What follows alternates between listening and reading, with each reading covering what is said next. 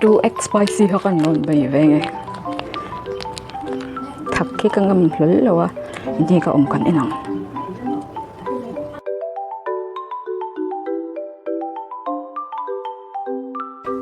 hiu tui in lo sham kan tum non ni agent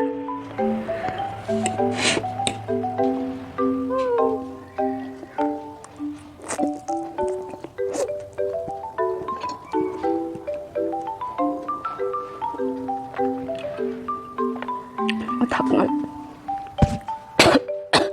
thắc em ui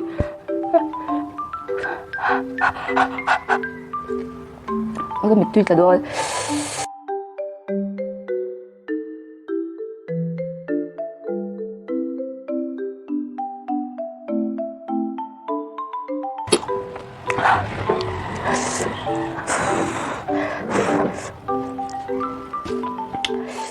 thật ta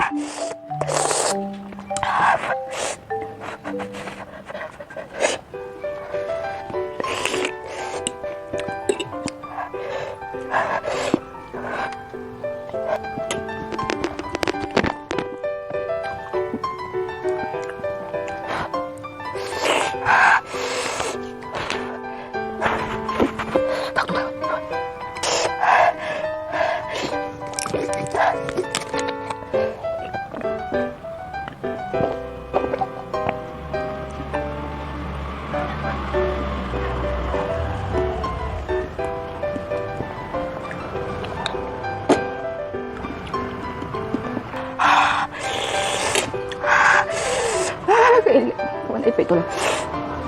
นี่ทักตก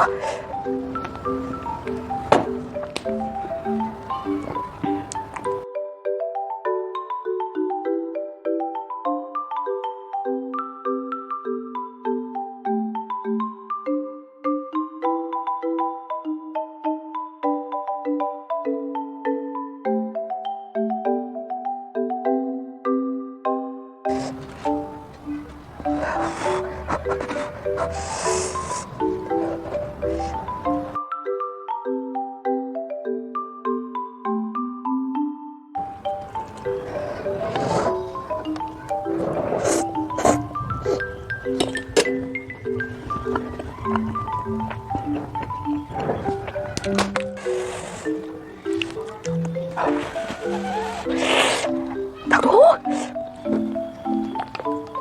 thì thầy tội là thật an ui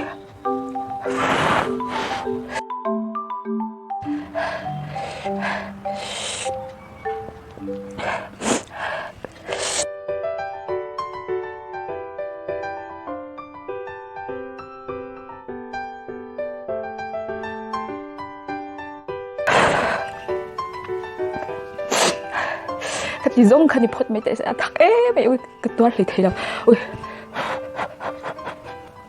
trên nghe này thấy không này